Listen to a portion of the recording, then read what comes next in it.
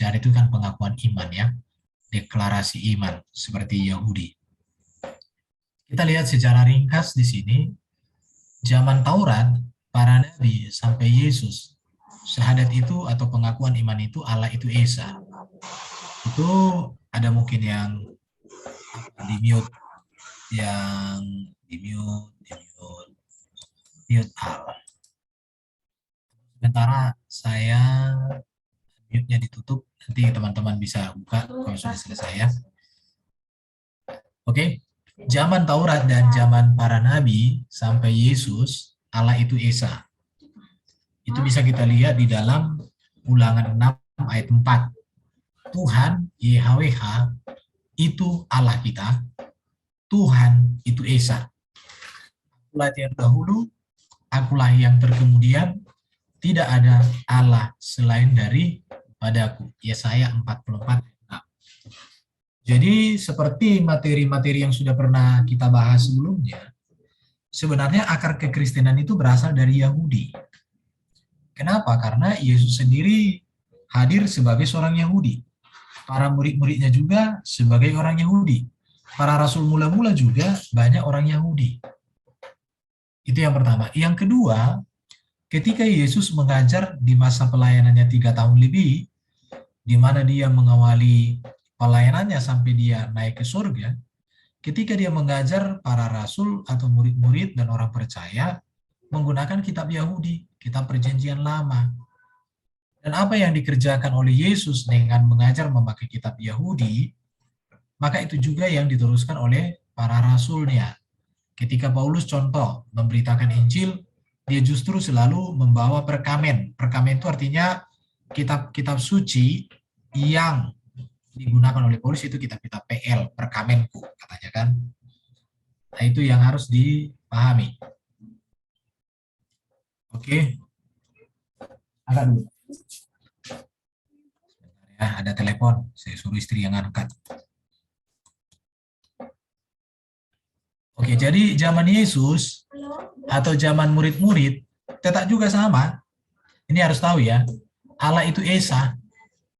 Dikatakan dalam Markus 12 ayat 29, Tuhan Allah kita, Tuhan itu Esa. Markus 12 ayat 32. Dia Esa, tidak ada yang lain kecuali dia. 1 Timotius 1 ayat 17.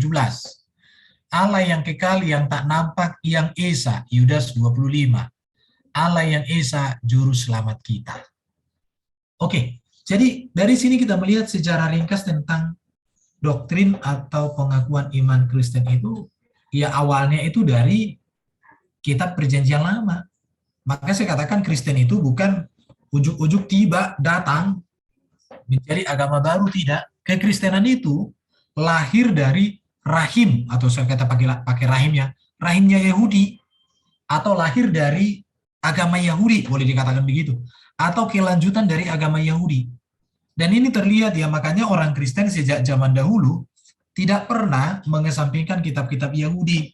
Kita tidak pernah mengatakan kitab Yahudi sudah dipalsukan, kitab Yahudi bagaimana, kita nggak pernah tentang itu. Kita hargai kitab-kitab itu, bahkan kita rawat, kita pelihara kitab-kitab itu menjadi kitab suci kita juga.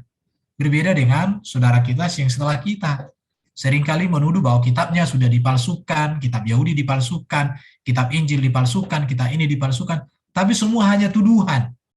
Karena ketika kita buktikan dengan data sejarah, tuduhan itu terbantahkan. Ya. Jadi teman-teman harus tahu hal ini, bahwa ajaran kekristenan itu tidak datang ujuk-ujuk, bukan. Tetapi rahim atau dari kelanjutan iman Yudaisme ada di dalamnya. Yahudi itu. Jadi kemudian masuklah yang namanya pengakuan iman Kristen, atau biasa dalam konteks malam hari ini saya bahas pengakuan iman rasuli atau simbolum apostolorum ya. Tapi saya nanti tidak bahas tentang pengakuan iman Nisia Konstantinopel dan lain sebagainya. Jadi ini merupakan tradisi dari zaman kuno di gereja barat sebenarnya, pengakuan iman rasuli ya. Pengakuan ini bukan dibuat oleh para rasul secara langsung, namun isinya menyimpulkan ajaran-ajaran rasul-rasul. Jadi pengakuan iman rasuli sebenarnya bukan dibuat oleh murid-murid Yesus itu secara langsung, tetapi ini bersumber dari ajaran-ajaran para rasul itu. Karena itu maka disebut dia menjadi pengakuan iman rasuli. Memang dikatakan tidak diketahui persis kapan dibuat. Ya, kapan dibuat pengakuan iman rasuli ini? Sebutan pengakuan iman rasuli ini pertama kali dikenalkan oleh Rufinus, yaitu penulis kuno di dalam tahun 410 Masehi. Jadi sebenarnya pengakuan ini baru di rumusan ini diperkenalkan di tahun 410, abad keempat lah ya. Oke, kita lihat lagi. Terus tahun 325, Presbyterian Arius, Arianisme, Patriark Alexandria. Muncul, dia menolak keilahian Yesus sebagai firman yang kekal ada di dalam diri Allah yang diutus Allah menjadi manusia. Ia mengatakan Yesus itu ciptaan Allah. Artinya begini ya, rumusan pengakuan iman rasuli ini adalah sebagai respon, sebagai tanggapan terhadap adanya pengakuan-pengakuan iman yang melenceng dari ajaran gereja atau ajaran rasuli gereja atau ajaran Alkitab.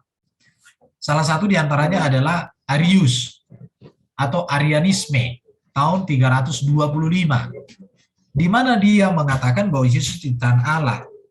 Padahal kita tahu di dalam Alkitab Yesus itu bukan ciptaan Allah, melainkan utusan Allah. Yang diutus Allah adalah firman Allah. Yang diutus Allah bukan siapa-siapa, tapi firman-Nya. Dan kita tahu bahwa firman itu bukan ciptaan, karena firman kekal di dalam diri Allah. Maka firman tidak mungkin diciptakan karena dia di dalam diri Allah, dan firman itu sendiri adalah hikmat Allah, pikiran Allah, pengetahuan Allah. Kalau firman Allah diciptakan oleh Allah, berarti Allah pernah tidak punya pikiran. Dan tidak mungkin Allah bisa mencipta kalau dia tidak punya pikiran. Nah, begitu. Jadi 381 ada namanya pengakuan iman Makedonius ya. Di sini dikatakan tidak mengakui Roh Kudus adalah Roh Allah yang diutus Allah untuk menyertai atau diam di dalam diri manusia pada Yesus Kristus sebagai jalan keselamatan. Jadi ada ajaran-ajaran yang menyimpang dari ajaran gereja. Satu, tidak mengakui Yesus sebagai firman Allah yang menjadi manusia. Tetapi dikatakan bahwa Yesus ciptaan Allah. Yang berikut dikatakan bahwa Roh Kudus itu bukan Roh Allah. Tidak diterima oleh mereka. Kemudian ada namanya 451 itu Muktamar Kalkedonia. Di Muktamar Kalkedonia ini menghadapi aliran Nestorian. Dua pribadi yang terpisah berbeda-beda dalam diri Yesus. Sementara di dalam ajaran gereja sepakat mengatakan bahwa di dalam diri Yesus itu ada firman dan roh yang tidak terpisahkan, tetapi bisa dibedakan. Tetapi kalau di sini dia katakan terpisah berbeda dalam diri Yesus. Nah, perbedaan pendapat tentang istilah Theotokos kepada Maria. Theotokos itu artinya menjadikan Maria sebagai bunda Allah. Walaupun ada orang memahami bahwa ini bukan pengertian bahwa Maria mengandung Allah atau Maria melahirkan Allah Sang Pencipta, bukan. Tetapi dipahami bahwa Maria memang mengandung Sang Firman yang adalah Allah. Maka dikatakan dia Theotokos. Bukan dia mengandung Allah Sang Pencipta. Oke, ini sedikit. Jadi pengakuan iman rasul yang dipakai oleh gereja, Katolik dan Protestan. Ya, jadi pengakuan iman rasuli ini dipakai oleh atau gereja Katolik dan gereja Protestan. Kalau untuk gereja yang satu lagi nanti yang Ortodoks ada pengakuan iman Konstantinopel ya. Tapi tidak kita bahas hari ini. Jadi sebenarnya tujuan daripada pengakuan iman rasuli ini dirumuskannya pengakuan iman rasuli ini untuk menjawab ajaran tersebut, ajaran Presbyterian Arius, baru ajaran Makedonius, kemudian ada namanya Muktamar Kalkedonia. Tujuannya apa? Menjawab ajaran tersebut, maka gereja timur dan gereja barat mengadakan sidang dan kemudian menghasilkan pengakuan iman Nisia Konstantinopel atau keputusan bersama. Jadi sebenarnya ada pengakuan iman Konstantinopel, kemudian ada pengakuan iman rasuli. Oke. Jadi munculnya pengakuan iman rasuli, ini sedikit kita bahas sedikit ya. Zaman Taurat dan zaman para nabi, sampai Yesus sepakat dan tegas mengatakan Allah itu Esa, sebagaimana tertulis di dalam Ulangan 6 ayat 4 dan Yesaya 44 ayat 6. Saya sudah bacakan. Di zaman murid-murid sampai zaman gereja mula-mula sepakat dan tegas mengatakan Allah itu Esa, sebagaimana tertulis dalam Markus 12:29, Markus 12:32, 1 Timotius 1 ayat 17, dan Yudas 25. Kemudian 325, Presbiter Arius, Patria Alexandria, menolak keilahian Yesus sebagai firman yang kekal ada di dalam diri Allah yang diutus Allah menjadi manusia dengan mengatakan bahwa Yesus itu ciptaan Allah. 381 ada namanya Makedonius, tidak mengakui Roh Kudus adalah Roh Allah yang diutus Allah untuk menyertai, diam di dalam diri manusia yang percaya kepada Yesus sebagai juru selamat, sebagai kurios penguasa. Inilah pengakuan iman rasuli. Saya bagi menjadi 3 bagian. Kenapa? Karena yang pertama itu, aku percaya kepada Allah Bapa yang Maha Kuasa, Khalik langit dan bumi. Kemudian di bagian kedua ini berbicara tentang Yesus Kristus. Siapa Yesus Kristus? Di sini dikatakan, dan kepada Yesus Kristus anaknya yang tunggal, Tuhan kita, yang dikandung daripada Roh Kudus, lahir dari anak darah Maria, yang menderita di bawah sengsara, yang menderita sengsara di bawah pemerintahan Pontius Pilatus, disalibkan, mati dan dikuburkan, turun ke dalam kerajaan maut. Pada hari yang ketiga, bangkit pula dari antara orang mati, naik ke surga, duduk di sebelah kanan Allah Bapa yang Maha Kuasa, dan dari sana ia akan datang untuk menghakimi orang yang hidup dan yang mati. Ini berbicara tentang Yesus Kristus. Kemudian di bagian kedua, di ketiga, aku percaya kepada Roh Kudus, gereja yang kudus dan am, persekutuan orang kudus, pengampunan dosa, kebangkitan tubuh atau kebangkitan daging, dan hidup yang kekal. Amin. Yang kedua itu berbicara tentang Roh Kudus dan gereja. Oke, mari kita lihat kalau iman konstan iman Nisia seperti ini ya. Pengakuan iman rasuli tadi iman Nisia begini. Aku percaya kepada satu Allah, Bapa yang Maha Kuasa, pencipta langit dan bumi, segala kelihatan dan yang tak kelihatan. Dan kepada satu Tuhan, Yesus Kristus anak Allah yang tunggal, lahir dari Sang Bapa sebelum ada segala zaman.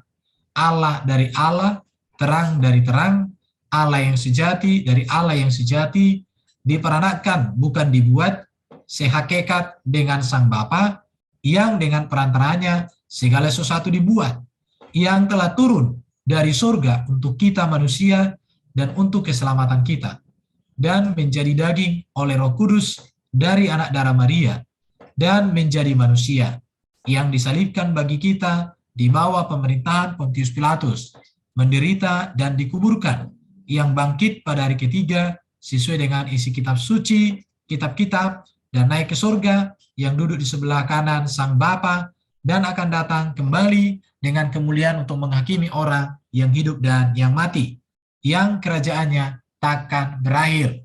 Bagian ketiganya, aku percaya kepada Roh Kudus, yang adalah Tuhan yang menghidupkan, yang keluar dari Sang Bapa dan Sang Anak, yang bersama-sama dengan Sang Bapa dan Sang Anak disembah dan dimuliakan, yang telah berfirman dengan perantaraan para nabi. Aku percaya satu gereja yang kudus dan am dan rasuli. Aku mengaku satu baptisan untuk pengampunan dosa. Aku menantikan kebangkitan orang mati dan kehidupan di zaman yang akan datang. Amin. Oke, jadi pengakuan iman yang dibangun di atas dasar Alkitab tentang kebagaimanaan Allah yang Esa. Jadi pengakuan iman ini sebenarnya menegaskan bagaimana si Allah yang Esa. Jadi pengakuan iman ini tidak berbicara berapa si Allah yang Esa, tetapi bagaimana Allah yang Esa, di mana ditegaskan Allah yang Esa kekal bersama firman-Nya, kekal bersama Roh-Nya, di mana Allah telah mengutus firman-Nya menjadi manusia, dan Roh-Nya juga diutus untuk menyertai orang percaya, adalah pengakuan yang benar. Menyertai orang percaya itu artinya menyertai Kristen atau menyertai gerejanya. Jadi ini pengakuan iman Kristen. Sekarang kita kesimpulannya ya, sebelum kita masuk ayat kata demi kata di dalam pengakuan iman itu. Pengakuan iman rasuli dan iman Nisea adalah hasil dari rumusan rangkuman bapak-bapak gereja kuno yang dirangkum dari ajaran para rasul yang tertulis di dalam Alkitab. Artinya apa? Itu berarti bahwa orang Kristen atau pengikut Kristus sudah ada sebelum pengakuan iman rasuli dibentuk dalam sebuah rangkuman. Perhatikan ya. Jadi pengakuan iman rasuli ini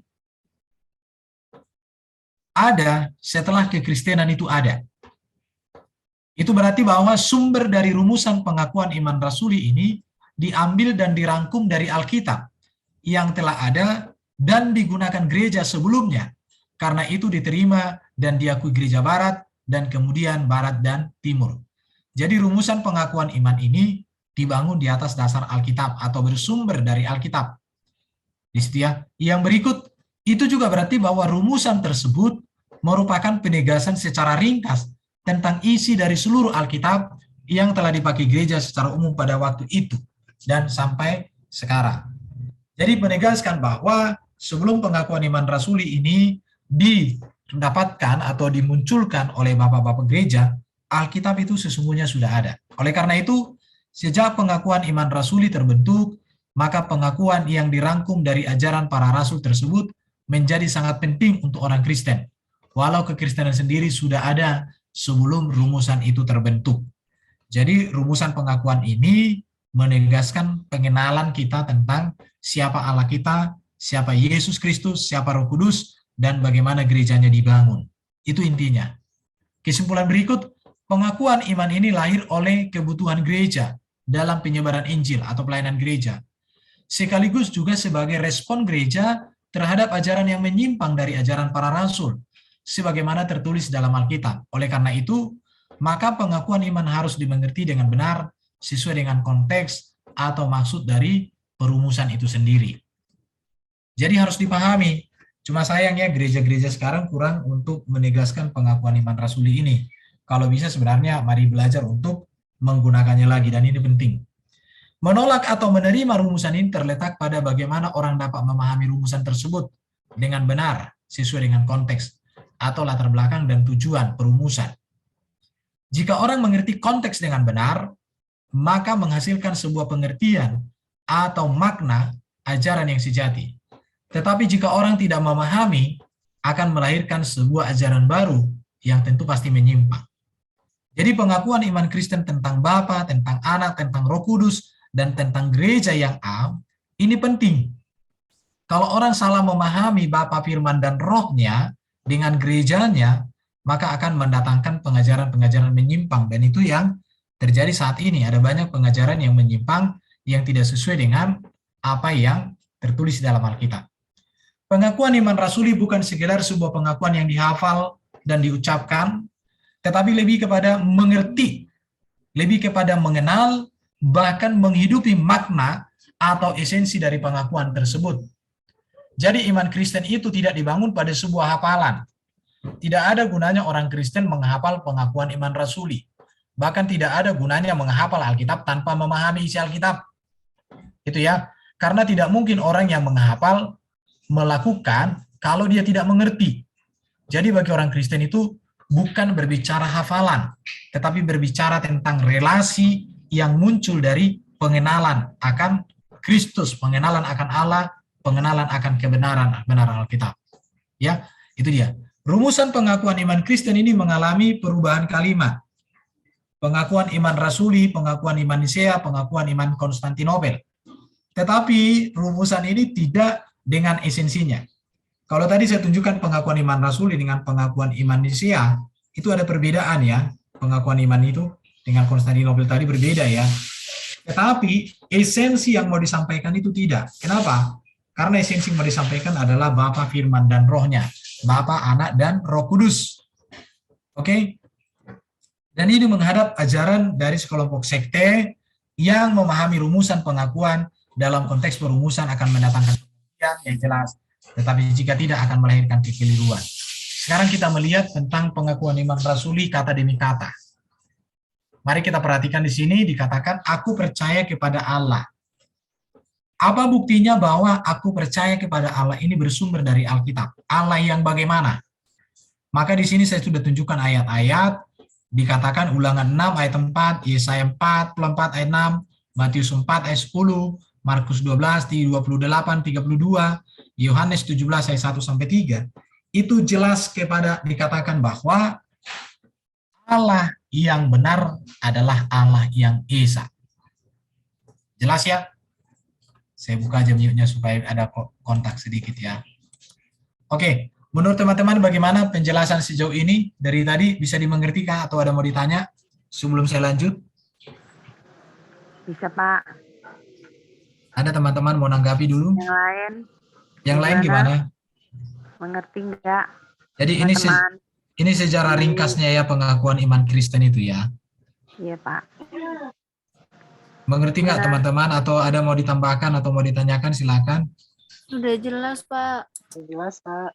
Oke, kita lanjut ya. Jadi dasar dari rumusan pengakuan iman rasuli ini terbukti bahwa ini bersumber dari Alkitab, bukan karangan bapak-bapak gereja, bukan karangan manusia ya. Tetapi memang ketika mereka ingin mengkalimatkan tentang Allah yang Esa bersama firman dan rohnya, di mana firmannya dinyatakan di dalam dunia menjadi manusia, rohnya dinyatakan melalui kehadirannya menyertai orang percaya, berdiam di dalam orang percaya, maka mereka menemukan sebuah kalimat yang sangat dalam maknanya tentang pengakuan iman. Oke, kita lihat di sini ya, aku percaya kepada Allah. Siapakah Allah itu? Jelas dikatakan di sini ya. Allah kita itu yang bagaimana? Ini harus dipahami. Allah itu, Tuhan kita itu Esa. Ya. Kemudian akulah Allah, akulah yang terdahulu, akulah yang terkemudian. Tidak ada Allah lain daripadaku. Siapa? Allah yang Esa. Engkau harus menyembah Tuhan Allahmu dan hanya kepada Dia saja engkau berbakti. Hanya kepada Dia saja. Siapa? Tuhan Allah kita. Siapa Tuhan Allah yang maksud di sini? Adalah sama dengan ini. Ini sama. Karena konteksnya ini kutipan. Tuhan Allah kita, Tuhan itu Esa, jelas. Dia Esa, tidak ada yang lain kecuali Dia, jelas ya. Jadi kalau orang mengatakan Tuhan orang Kristen itu kok tiga, salah. Di dalam kekristenan itu Tuhan Allah kita itu Esa, yaitu Allah yang Esa sesuai dengan data-data ini. Kemudian disebutkan bahwa Allah yang Esa itu adalah Bapa yang Maha Kuasa. Apa buktinya? Kita lihat Keluaran 15 ayat 2. Kupuji Dia, Ia Allah Bapakku. Perhatikan ya. Jadi di sini dikatakan, bukankah engkau Bapa kami? Engkaulah Bapa kami. Jadi Allah yang Esa itu adalah dipanggil sebagai Bapa. Jadi kalau orang Kristen berdoa, Bapa kami yang di surga, itu sudah ada di dalam zaman perjanjian lama, bahwa Allah itu dipanggil sebagai Bapa. Itu ya. Makanya Yesus ketika berdoa, dia berdoa Bapa kami yang di surga. Bahkan ketika Yesus memanggil Bapa itu, dia memanggil Bapa, ke dalam tanganmu kuserahkan hidupku. Jadi Allah kita Esa, Allah yang Esa itu dipanggil sebagai Bapa, dan Dia adalah Bapa yang Maha Kuasa. Maka dikatakan Bapa, engkau satu-satunya Allah yang benar. Satu-satunya Allah yaitu Bapa. Baru Allah yang benar adalah Allah adalah Bapanya sendiri. Baru dikatakan Bapa kami satu, yaitu Allah. Jadi jelas sekali ya bahwa memang Allah itu adalah itu Bapa. Bapa itu adalah panggilan. Bapa itu artinya sumber. Bapa kami yang di surga. Bapa itu berbicara sumber. Karena memang wanita pun bersumber dari laki-laki. Maka panggilan yang paling tepat kepada Bapa adalah apa? Kepada Allah adalah Bapa. Ya. Baru yang berikut dilihat, kali langit dan bumi. Jadi Allah yaitu Bapa yang Maha Kuasa, Allah yang Esa itu dikatakan Maha Kuasa. Apa buktinya Dia Maha Kuasa? Terlihat di dalam bagaimana Dia menciptakan langit dan bumi. Maka disebut kali langit dan bumi. Bagaimana Allah mencipta? Kita lihat di sini ya. Allah menciptakan segala sesuatu oleh firman. Terus bagaimana dengan rohnya? Allah memberikan kehidupan kepada segala sesuatu oleh rohnya. Maka disebut olehnya, oleh rohnya Allah memberikan kehidupan. Oleh firman-Nya Allah menciptakan. Jadi Allah yang kita panggil sebagai Bapa itu, Dia adalah Bapa yang Maha Kuasa. Bagaimana Bapa menyatakan kemahakuasaannya? Menyatakan kemahakuasaannya melalui firman-Nya dan menyatakan kekuasaannya melalui rohnya. Maka oleh firman-Nya lah Dia menciptakan semesta, oleh rohnya lah Dia memberikan kehidupan kepada manusia dan segala makhluk. Sejauh ini ada teman-teman mau tanya? Halo? Tidak, Pak. Tidak. Oke, jadi Pak, ya. Kalau dikatakan Bapa itu adalah Allah yang di surga, pencipta alam semesta. Jangan nanti kita mengatakan lagi Yesus itulah Bapa itu sendiri, nanti jadi repot. Iya, Pak. Jangan katakan Yesus Bapa Iya. sendiri. Yesus itu Iya. firman-Nya Bapa. Jadi jelas ya, aku percaya kepada Allah, Allah yang mana? Allah yang Esa, Allah Yahweh. Siapa Allah yang Esa? Dia adalah Bapa kita. Pak. Mengapa kita panggil dia Bapa? Karena dia pencipta, dia bersumber, dari dialah sumber segala sesuatu. Tetapi ingat ya, firman itu tidak punya sumber. Roh itu nggak punya sumber. Kenapa? Karena firman dengan roh itu satu hakikat dengan Bapa. Maka tidak punya sumber lagi dia. Karena sehakikat dengan Bapa itu sendiri. Dia maha kuasa, kemahakuasaannya di mana? Dinyatakan melalui karyanya di dalam alam semesta. Termasuk di dalam penciptaan langit dan bumi. Bagaimana Allah yang adalah Bapa kita itu menciptakan langit dan bumi? Oleh firman-Nya dia menciptakan, oleh rohnya dia memberikan kehidupan. Oke, jelas sampai di sini kita lihat. Dan kepada Yesus Kristus anaknya yang tunggal. Di sini dikatakan Yesus Kristus itu anaknya yang tunggal. Mengapa disebut Yesus anaknya yang tunggal? Kita sudah pernah bahas. Anak di sini tidak berbicara makna biologis, tetapi menunjukkan makna teologis.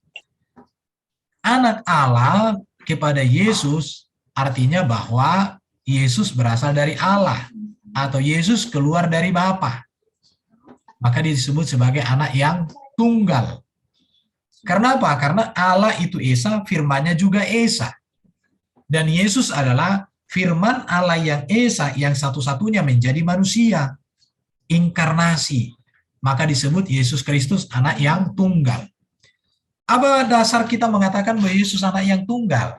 Bapa di surga, Bapa Yahweh itu sendiri mengalui suara dari langit didengar orang banyak. Dikatakan dalam Matius 3 ayat 17 ya. Kita lihat di sini. Matius 3:17. Lalu terdengarlah suara dari surga yang mengatakan, inilah anakku yang kukasihi, kepadanya lah aku berkenan. Jadi itu menunjukkan bahwa Yesus anak Allah. Karena Bapa sendiri, Bapa Allah Bapa itu sudah mengakui bahwa Yesus anaknya. Tetapi ini tidak dipahami bahwa Allah beranak atau Allah kawin dengan Maria maka lahirlah Yesus, bukan. Tetapi menandakan bahwa firman-Nya Bapa yang diutus oleh Bapa, yang keluar dari Bapa ke dalam rahim perawan Maria menjadi manusia, maka disebut sebagai anak Allah. Kemudian pengakuan malaikat juga dikatakan begini, jawab malaikat itu kepadanya, Roh Kudus akan turun atasmu dan kuasa Allah yang Maha Tinggi akan menaungi engkau, sebab anak yang akan kau lahirkan disebut kudus, anak Allah. Pengakuan Yohanes Pembaptis juga sama. Yohanes 3:1 ayat 32-34. Dan aku telah mendengarnya, dan aku telah melihatnya, dan memberi kesaksian. Inilah anak Allah. Bahkan pengakuan Yesus sendiri ya, pengakuan Yesus sendiri, ia memanggil Allah Yahweh itu sebagai Bapa dan dirinya sebagai anak. Kita lihat di sini contoh, masih banyak ayat-ayat. Sebab inilah kehendak Bapakku. Yesus memanggil Allah itu sebagai Bapakku. Supaya setiap orang yang melihat anak, anak itu berbicara dirinya. Dan yang percaya kepada dia, kepada anak, beroleh hidup yang kekal, supaya aku, anak Allah, membangkitkan pada akhir zaman. Baru yang berikut pengakuan Petrus dan para rasul atau para murid. Dalam Matius 16 ayat 16. Maka jawab Simon Petrus, engkau adalah Mesias, anak Allah yang hidup. Jadi pengakuan iman Kristen mengatakan dan kepada Yesus Kristus. Apa artinya Yesus? Penyelamat. Apa artinya Kristus? Itu berbicara tentang Mesias. Jadi Yesus yang Mesias atau yang diurapi yang menuju kepada 3 posisi utama, yaitu bahwa Yesus adalah Nabi, menjadi wakil Allah untuk menyampaikan kehendak dan rancangannya kepada manusia. Yesus juga Nabi, menunjukkan bahwa dia wakil manusia untuk mendamaikan manusia dengan Allah. Yesus juga adalah imam di situ ya. Dan Yesus Nabi, kemudian Yesus Raja. Di mana kerajaan Yesus? Nanti akan dinyatakan secara sempurna pada kedatangan kali yang kedua. Tetapi saat ini kerajaan Yesus adalah semua gereja, semua orang percaya di dunia yang mengaku Yesus sebagai Tuhan, Raja, dan Penyelamatnya, maka dia sudah diselamatkan atau masuk dalam keselamatan itu. Oke, sekarang kita lihat, dan kepada Yesus Kristus anaknya yang tunggal, Tuhan kita. Ini perlu ini disampaikan ya. Dikatakan, jadi seluruh kaum Israel harus tahu dengan pasti bahwa Allah telah membuat Yesus yang kamu salibkan itu menjadi Tuhan, Kurios, dan Kristus, ya, Mesias.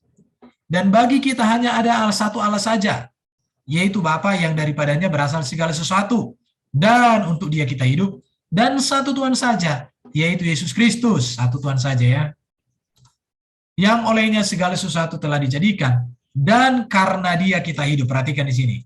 Di sini untuk Dia, kalau di sini karena Dia. Apa bedanya untuk Dia dengan karena Dia? Artinya, Kristus sumber kehidupan bagi manusia, dan karena Kristuslah manusia hidup di hadapan Allah. Maka mati terpisah jauh dari Allah. Jadi, malaikat juga menyebut Yesus sebagai Tuhan ya. Kemudian malaikat menyebut Yesus sebagai Tuhan, Elizabeth, bahwa Yesus sendiri juga mengakui dirinya Tuhan, murid-murid juga memanggil Yesus sebagai Tuhan, orang buta memanggil Yesus sebagai Tuhan. Terus, apa arti Tuhan bagi Yesus? Dan kepada Yesus Kristus, anaknya yang tunggal, Tuhan kita. Tuhan di sini artinya penguasa. Penguasa. Ya, Tuhan di sini artinya penguasa, pemilik, Tuhan kita. Jadi kepenguasaan Yesus itu di mana? Kita lihat di sini di dalam Filipi pasal 2 ayat 9 sampai 11. Allah sangat meninggikan Yesus dan mengaruniakan kepadanya nama di atas segala nama, dan segala lidah mengaku Yesus Kristus adalah Tuhan, Kurios, bagi kemuliaan Allah Bapa. Jadi kata Tuhan di sini tentu sudah beda artinya dengan Allah. Perhatikan ini ya. Jadi ketika orang Kristen mengatakan Yesus Tuhan, itu artinya bahwa Yesus penguasa, pemilik atau Tuhan. Ketuhanan Yesus atau kepenguasaan Yesus untuk kemuliaan Allah Bapa. Jadi Yesus menjadi Tuhan bagi kita supaya kita memuliakan Bapa di surga. Kita lihat lagi Roma 10 ayat 9-10. Jika kamu mengaku dengan mulutmu bahwa Yesus adalah Tuhan dan percaya dalam hatimu bahwa Allah telah membangkitkan Dia dari antara orang mati, maka kamu selamat.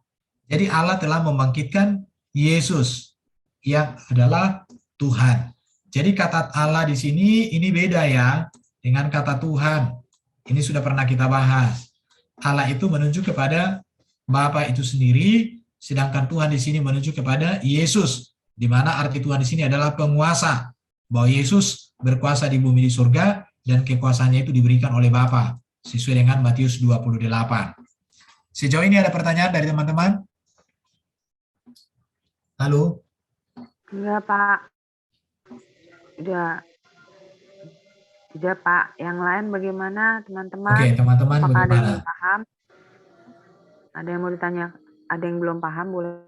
Boleh ditanyakan. Jadi Tuhan di sini jangan disamakan dengan Allah ya. Jangan Iya, Pak. disamakan. Tuhan di sini artinya penguasa, Kurios. Ya. Jadi Iya. ketuhanan Yesus, kepenguasaan Yesus yang diberikan oleh Bapa. Saya harap teman-teman bisa mengerti. Kalau kurang mengerti boleh ditanyakan, silakan. Oke, kalau tidak ada saya lanjut ya. Kayaknya sudah mengerti dah, Pak. Oke. Iya. Yang dikandung dari Roh Kudus, lahir dari anak darah Maria. Apa dasar pengakuan iman ini? Itu terlihat di dalam Alkitab. Baik Matius maupun Lukas setuju bahwa Yesus Kristus dikandung oleh Roh Kudus dan lahir dari seorang perawan tanpa campur tangan seorang ayah manusia. Bahkan kalau kita masuk ke Muslim pun sebenarnya teman-teman kita di sana sepakat juga mengatakan bahwa Yesus itu dikandung dari Roh Kudus, lahir dari perawan Maria. Itu di situ. Jadi dasar Alkitabnya ini Matius 1 ayat 18 dengan Lukas 1 ayat 34-35. Dan satu-satunya manusia di dunia ini yang dikandung dari Roh Kudus dan yang dilahirkan oleh seorang wanita perawan hanya Yesus. Selain itu tidak ada. Bahkan Kain dan Habil aja dilahirkan oleh karena buah cinta dan rahim Adam. Ya. Hawa-Hawa, bukan rahim Adam. Hawa yang punya rahim, Adam nggak punya rahim. Oke, jadi terbukti bahwa Yesus itu memang dikandung dari Roh Kudus, Roh Allah yang berkarya, dan Maria perawan. Dan yang dikandung itu adalah firman menjadi manusia. Baru yang menderita sengsara di bawah pemerintahan Pontius Pilatus. Ini perlu dipahami. Kematian Yesus Kristus Sang Juru Selamat manusia terjadi pada abad ke-1 Masehi, abad pertama ya. Diperkirakan itu di tahun 30 sampai 33 Masehi. Menurut penanggalan Yahudi, ia mati tergantung di atas salib. Tanggal 14 Nisan, beberapa jam sebelum hari Paskah Yahudi dirayakan. Ya, dimulai pada pukul 16 saat matahari terbenam ini ya. Hukuman mati dengan disalibkan dijatuhkan atas perintah gubernur kerajaan Romawi untuk provinsi Yudea, Pontius Pilatus, berdasarkan laporan para pemuka agama Yahudi saat itu bahwa Yesus Kristus mengaku sebagai raja orang Yahudi, sebagai anak Allah. Berita penyaliban dan kematian ini dicatat di sejumlah tulisan sejarawan. Perhatikan ya, jadi aku percaya kepada Yesus Kristus yang menderita sengsara di bawah pemerintahan Pontius Pilatus. Ini terbukti di dalam catatan sejarah. Kalau ada orang mengatakan Yesus tidak mati, tidak disalibkan, itu berita yang tidak sesuai dengan faktanya. Karena berita itu datang 500-600 tahun kemudian. Orang-orang Yahudi dan murid-murid Yesus, ya, catatan paling detail ditemukan di dalam kitab Injil dan di dalam bagian Perjanjian Baru Alkitab Kristen. Data-datanya di sini bahwa memang benar-benar Yesus itu menderita di bawah pemerintahan Pontius Pilatus. Ya, jadi itu kenyataan. Kemudian kita masuk, dikatakan di sini, ya, disalibkan, mati dan dikuburkan, turun ke dalam kerajaan maut, itu terbukti. Kita sudah membahas kemarin untuk apa Yesus turun ke dalam kerajaan maut. Teman-teman masih ingat nggak ini materi tentang Yesus turun ke dalam kerajaan maut? Masih, Pak. Iya, jadi kerajaan maut itu kan ada dua tempat. Ada tempat orang fasik, ada tempat orang benar. Di tempat orang fasik, Yesus mendeklarasikan bahwa janji Allah tentang penebusan sudah digenapi, tapi mereka tidak bisa menikmati itu lagi. Tetapi untuk orang yang ada di Firdaus atau di Paradisos, maka mereka melihat dan mengalami kuasa kebangkitan Kristus. Jadi ini terbukti. Ada catatan-catatan Alkitab. Kita tidak bahas sekarang. Turun ke dalam kerajaan maut karena sudah pernah kita bahas ya. Pada hari yang ketiga bangkit pula dari antara orang mati. Kebangkitan Kristus dicatat di dalam Alkitab. Baik itu Matius, Markus, Lukas, Yohanes, Kisah Para Rasul, dan juga kitab Korintus dan banyak kitab dan semua kitab bersepakat. Bahkan juga kebangkitan Yesus Kristus dicatat di dalam sejarah. Seperti Josephus, Pliny the Younger, Tacitus, Suetonius, Mara bin Serapion, dan Julius Apricianus. Saya tidak tunjukkan data-datanya kalimatnya, tetapi saya sudah membaca. Ya, jadi pada hari ketiga bangkit pula dari orang mati.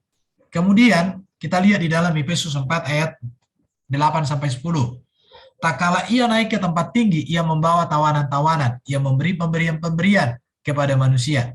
Bukankah ia telah naik berarti bahwa ia juga yang telah turun ke bumi bagian paling bawah. Ia yang telah turun, ia juga yang telah naik jauh lebih tinggi daripada semua langit untuk menukan segala sesuatu. 1 Petrus 3 ayat 18-20. Sebab juga Kristus telah mati satu kali untuk segala dosa kita, yang benar untuk orang-orang yang tidak benar, supaya membawa kita kepada Allah, yang telah dibunuh dalam keadaan sebagai manusia, tetapi yang telah dibangkitkan menurut roh, dan di dalam roh itu ia juga pergi memberitakan Injil kepada orang-orang yang di dalam penjara, yaitu kepada roh-roh mereka yang dahulu pada waktu Nuh tidak taat kepada Allah, kita Allah tetap menanti dengan sabar waktu Nuh sedang mempersiapkan baterainya. Oke, jadi pada hari ketiga bangkit pula dari orang mati, itu sesuai dengan fakta sejarah, bahkan itu sangat-sangat sesuai dengan fakta Alkitab, data Alkitab. Kemudian dikatakan Yesus naik ke surga, duduk di sebelah kanan Allah Bapa yang Maha Kuasa. Ini juga bersumber dari Alkitab. Contoh, kita lihat di sini buktinya. Yohanes 16 ayat 28. Aku datang dari Bapa dan aku datang ke dalam dunia. Aku meninggalkan dunia pula dan pergi kepada Bapa. Di sini ya. Naik ke surga, duduk di sebelah kanan Allah Bapa yang Maha Kuasa. Maka karena Yesus sudah di surga, iman orang yang percaya kepada Yesus itu sudah tepat. Jangan lagi lihat hatimu, percayalah kepada Allah, percaya jugalah kepadaku. Di rumah Bapakku banyak tempat tinggal. Jika tidak demikian, tentu aku mengatakannya kepadamu. Sebab aku pergi ke situ untuk menyediakan tempat bagimu, dan apabila aku telah pergi ke situ dan telah menyediakan tempat bagimu, aku akan datang kembali dan membawa kamu ke tempatku, supaya di tempat di mana aku berada, kamu pun berada. Ibrani pasal 7, 24, 25. Tetapi karena ia tetap selama-lamanya, imamatnya tidak dapat beralih kepada orang lain. Karena itu ia sanggup juga menyelamatkan dengan sempurna semua orang yang oleh dia datang kepada Allah. Sebab ia hidup senantiasa untuk menjadi pengantara mereka. Jadi Yesus hidup sampai hari ini di surga. Ya, jadi kita tidak mengikuti, tidak percaya kepada sosok yang sudah mati dan tidak bangkit ya. Ibrani 9 ayat 24. Sebab Kristus bukan masuk ke dalam tempat kudus buatan tangan manusia yang hanya merupakan gambaran saja dari yang sebenarnya, tetapi ke dalam surga. Sebab Kristus bukan hanya masuk ke dalam tempat kudus buatan tangan manusia, tetapi ke dalam surga. Untuk apa? Untuk menghadap hadirat Allah guna kepentingan kita. Sesudah itu ia akan menyeratakan dirinya sekali lagi tanpa menanggung dosa untuk menganugerahkan keselamatan kepada mereka yang menantikan dia. Jadi Yesus duduk di sebelah kanan Allah Bapa di surga. Ini sudah kita bahas 2 minggu lalu, seingat saya ini ya. Jadi Yesus duduk di sebelah kanan Allah. Ada berapa Allah Kristen? Kita sudah bahas kemarin itu. Ini lagi ayat-ayatnya banyak tentang naik ke surga, duduk di sebelah kanan Allah Bapa, itu banyak. Ya. Jadi ini sangat banyak sekali. Nanti materinya akan saya share, teman-teman bisa baca sendiri. Ya. Baru, dan dari sana ia akan datang untuk menghakimi orang yang hidup dan yang mati. Ya, di dalam Yohanes 5, 22, 23, Bapa tidak menghakimi siapapun, melainkan telah menyerahkan penghakiman itu seluruhnya kepada anak, supaya semua orang menghakimi anak, supaya semua orang menghormati anak, sama seperti mereka menghormati Bapa. Barang siapa tidak menghormati Yesus Kristus, maka ia juga tidak menghormati Bapa yang mengutusnya, dan seterusnya. Jadi kita percaya bahwa Yesus itu hakim yang adil. Saya mau tanya teman-teman, Yesus hakim yang adil sudah kita bahas kan? Udah, Pak. Sudah kan? Nah, jadi semua sudah kita bahas. Ia akan datang untuk menghakimi orang yang hidup dan yang mati. Di materi Yesus hakim akhir zaman, itu akan kita temukan. Baru sekarang kita masuk kepada materi berikut. Aku percaya kepada Roh Kudus. Roh Allah melingkupi bumi. Itu artinya bahwa Allah memiliki roh. Yusuf penuh dengan roh Allah. Besaliel penuh dengan roh Allah untuk membangun tabernakel. Roh Allah menguasai Zakaria. Roh Allah telah membuat aku, kata Ayub. Rohmu yang baik itu menuntun aku. Roh Allah memenuhi Yesus. Yesus dikandung oleh roh Allah. Yesus menjanjikan Roh Kudus kepada gerejanya. Intinya di sini adalah bahwa Roh Kudus itu adalah roh Allah. Jadi Roh Kudus itu bukan Jibril.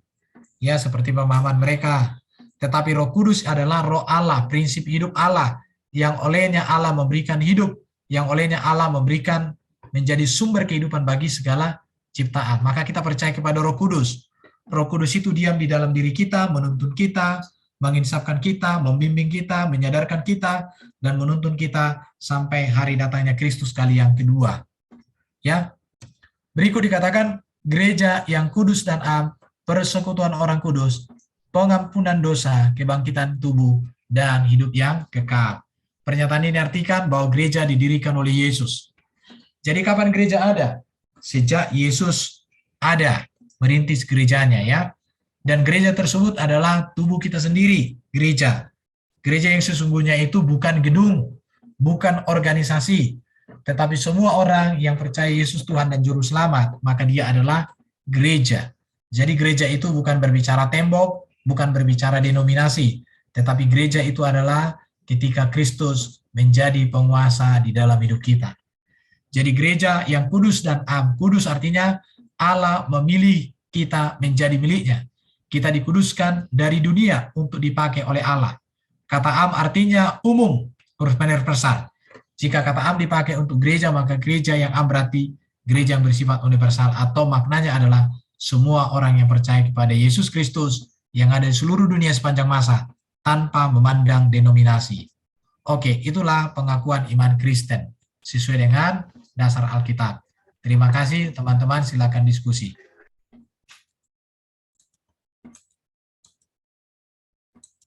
Ada yang mau ditanyakan kawan-kawan semua? Ya, Teman-teman silakan atau mau sharing juga boleh mengenai pengakuan iman rasuli. Kalau saya Pak Erben, saya kan Katolik ya Pak. Iya, Kalau saya di Katolik setiap perayaan Ekaristi itu pasti ada pengakuan iman rasulinya disebutkan Pak. iya, Itu. iya. Iya, kalau Katolik. Nah, kalau yang Kristen saya kurang tahu sih. Tapi tadi Pak Erben bilang ada ya yang maksudnya beberapa ya Pak menyebutkan pengakuan iman rasuli itu ya. Kalau Tadi ya Pak. gereja HKBP itu wajib berdiri. Gereja Oh GPIB, iya. karena aku kan waktu SMA di GPIB. Hmm. Aku pernah juga di HKBP, jadi itu berdiri. Hmm. Tapi sekarang saya di karismatik memang nggak ada. Tapi bukan Oh berarti karismatik tidak setuju, bukan berarti karismatik tidak menerima ya. iya. Itu Kalau di Katolik itu selalu Pak pengakuan iya, iman rasuli itu disebutkan setiap perayaan Ekaristi. iya, Itu iya betul. pasti. Iya. Nah, ya memang dari pengakuan iman rasuli itu ya itu pengakuan iman Kristen ya Pak. Maksudnya ya memang harus selalu diingat ya Pak oleh kita Iya, ya. iya betul betul. Tuh. Oh, saya mah hafal Pak. Oke Pengakuan iman teman-teman, rasuli. jadi Ya, sebenarnya teman-teman ada yang mau nanya?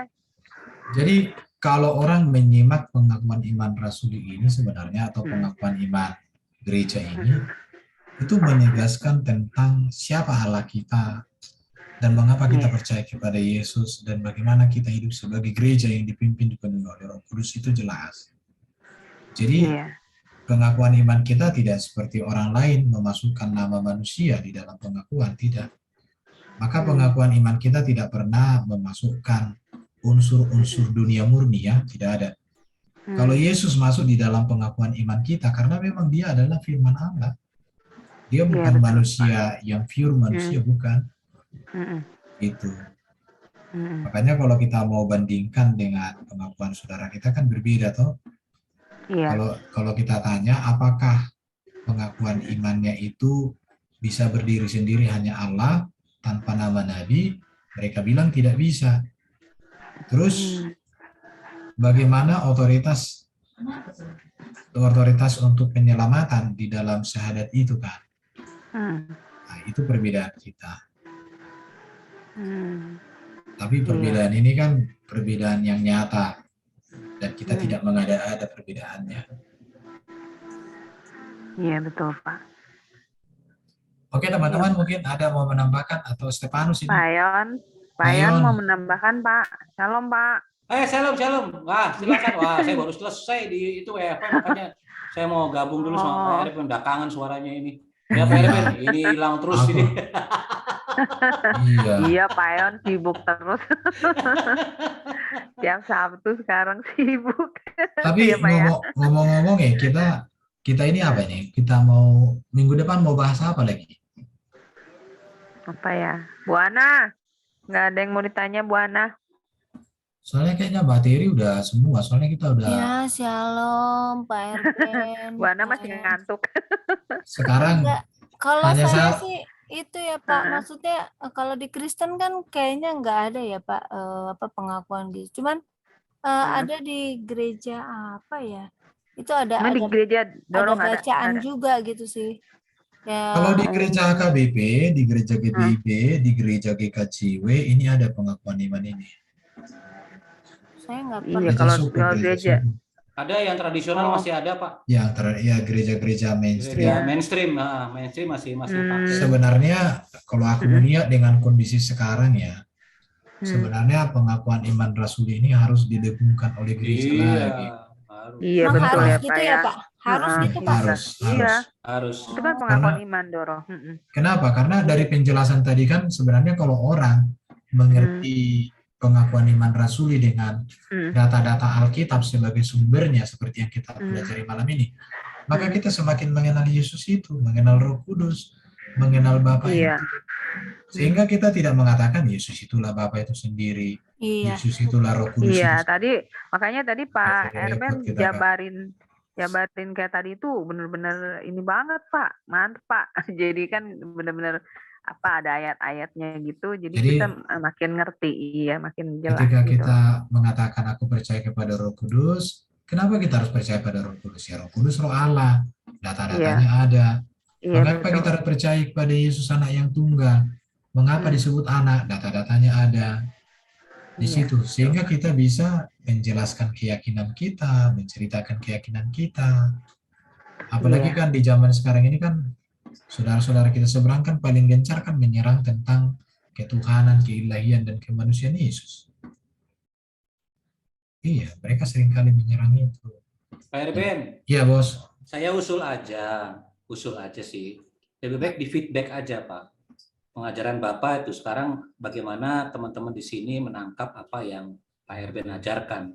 Oh, mungkin gini aja dulu. Minggu Oh, depan, iya, benar, minggu Pak. depan teman-teman yang presentasi dulu. Itu dia, Pak.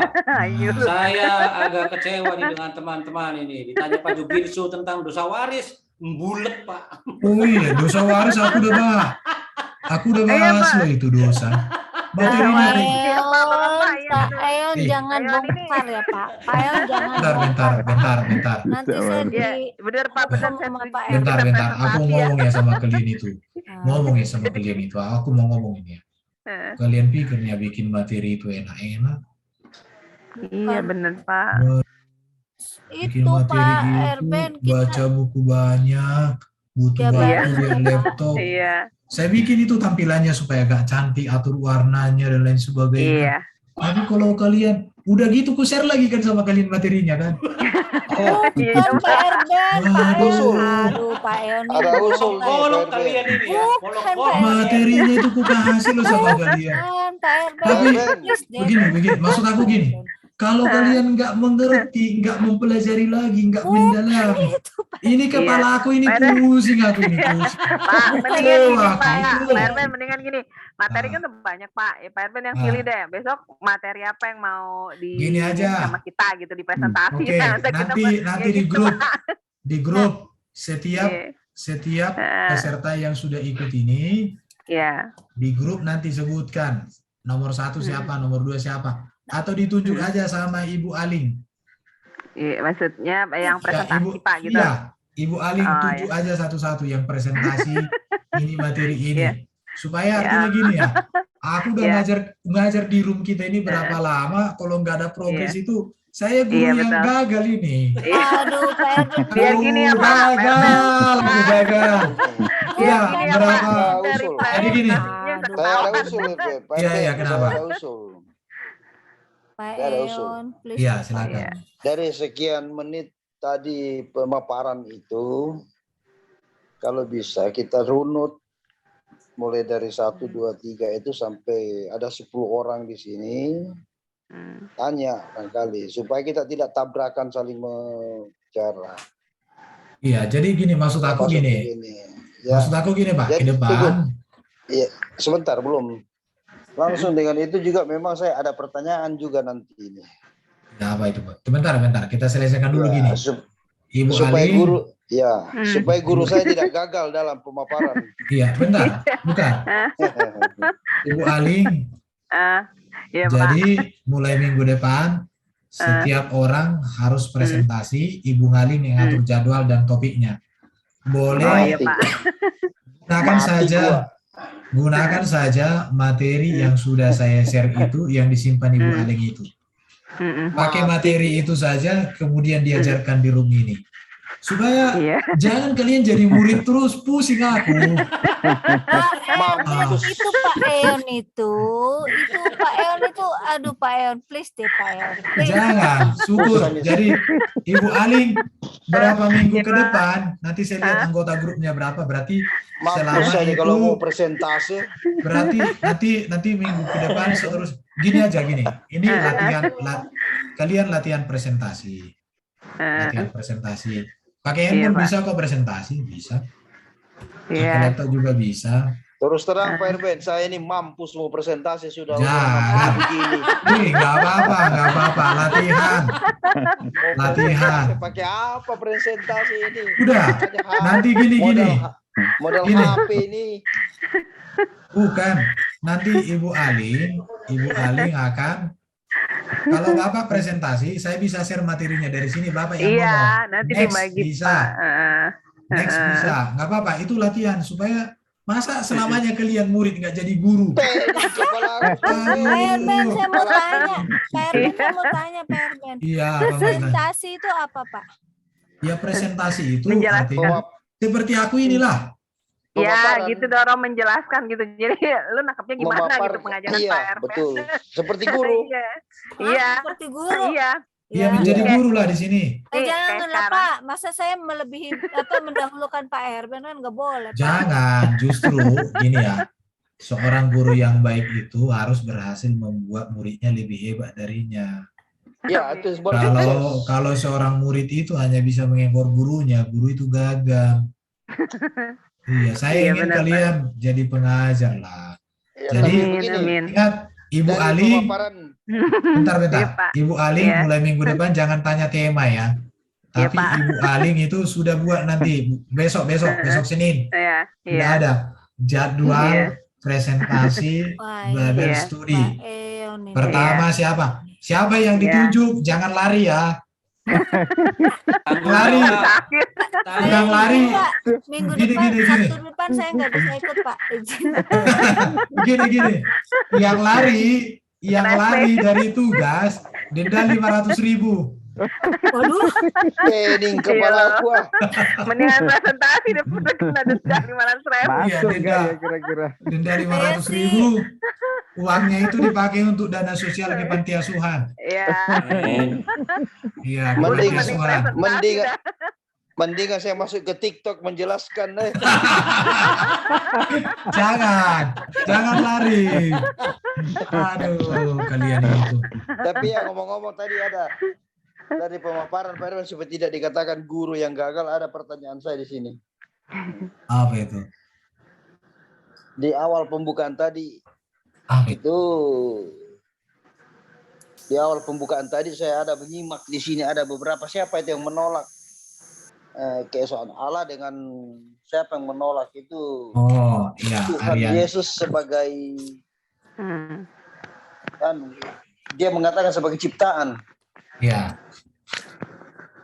Tuh. Itu Kemudian pertanyaannya, ya. apa alasan mereka yang kuat sehingga mereka mengatakan demikian? Bagaimana mereka punya? Apa bisa diterima dengan akal sehat orang lain itu sehingga mereka mempertahankan apa yang mereka katakan? Ini pertanyaan saya sebagai Pak Erben tidak dikatakan guru yang gagal. Nah, ini ya di sini tadi. Ya, di awal-awal tadi. Kalau 325 ini kan Arianisme ada 3 ayat mereka. Amsal Iya, 8, saya mau Kolose sebentar 1. Pak Erben, saya catat di sini. Ini udah pernah kita bahas ini, udah pernah aku bahas ini 3 ayat saksi Yehova salah paham itu.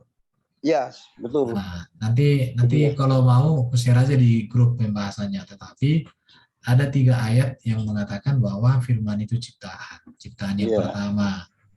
Itu jadi itu makanya mereka menolak bahwa Yesus itu adalah Allah. Karena memang dikatakan di dalam Wahyu 3:14 yang sulung di atas segala ciptaan. Jadi yang sulung itu artinya diciptakan dulu pertama. Padahal kata yang sulung di situ bukan artinya seperti itu. Saya sudah jelaskan. Iya, saya mengerti. Itu saya sudah jelaskan. Nanti saya share materinya ya. Kalau butuh nanti di grup share tentang saksi Yehova itu ada 3 ayat itu. Saya sudah gali dari teks Yunani dan beberapa tafsiran. Itu alasan mereka. Baru kalau Makedonia ini, mereka kan tidak mengakui Roh Kudus itu. Ya, itu dia. Roh Kudus itu hanya semacam tenaga kuasa. Yang tenaga kayak kuasa, kayak gitu aja. Tapi bukan Allah itu, bukan Allah Bapa. Iya, bukan. Pertanyaannya menjadi pertanyaan saya itu, alasan mereka itu mengatakan demikian itu apa yang dia katakan itu sehingga dia bisa mengambil kesimpulan demikian? Ya Roh Kudus itu hanya kuasa, bukan Roh Allah yang keluar dari Allah. Jadi Dia hanya tidak kuasa. jelaskan ya? Dia tidak Ya, jelaskan. hanya itu kuasa kenapa. aja. Alasan mereka ya karena Roh Kudus itu kan seperti angin atau kuasa, mujizat, Iya, saya mengerti. kehebatan, atau semacam energi yang dimiliki manusia. Itu alasannya. Oh, dia menyamakan Roh Kudus itu sama dengan roh yang kita miliki. Iya, itu. sebagai itu kedua itu firman itu ciptaan, karena dia hanya melihat saja bahwa dia tidak mengerti bahwa Yesus itu menjadi, firman itu menjadi, karena memang begitu juga pengertian dari teman kita yang di seberang itu. Kenapa dikatakan ciptaan? Karena Yesus mempunyai roh, daging, dan jiwa. Sehingga mereka Baru mengatakan ini itu ada Yesus ajaran Muktamar Kalkedonia ya. ya. Tapi aliran Nestorian itu 431 bahwa pribadi yang terpisah dalam diri Yesus. Jadi bagi mereka hakikat ilahian dan kemanusiaan itu terpisah dan itu berbeda. Itu kalau itu yang saya ketahui itu seperti kenal dengan siapa namanya yang biasa masuk dia Andarias apa namanya itu di Pak Umum. Tadi malam itu saya ada debat dengan dia. Dia katakan itu Yesus itu Allah sendiri. Oh itu Warnes, iya. Dia katakan itu. Sehingga saya pertanyakan dan diambil apa namanya? Dia mengambil satu contoh dari pembaptisan Kristus waktu di Yordan itu.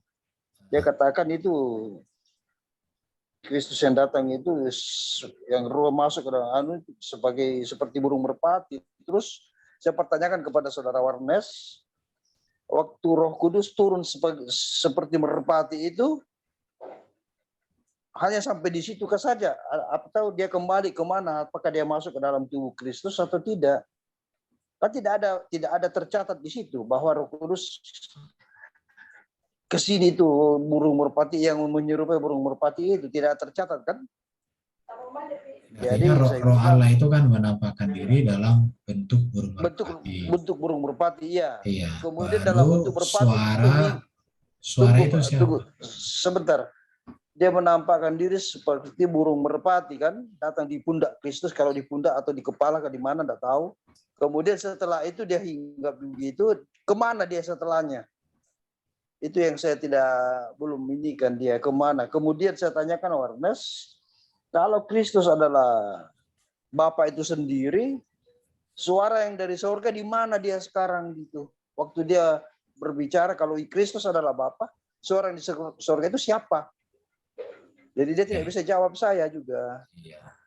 Tapi saya kembalikan kepada Pak Wombo waktu itu, saya bilang ya biarlah hamba-hamba Tuhan yang jawab, karena Pak Warnes ini, saya katakan Pak Warnes waktu itu, Pak Warnes ini tidak mengerti pertanyaan saya bersama dengan Ginca waktu itu.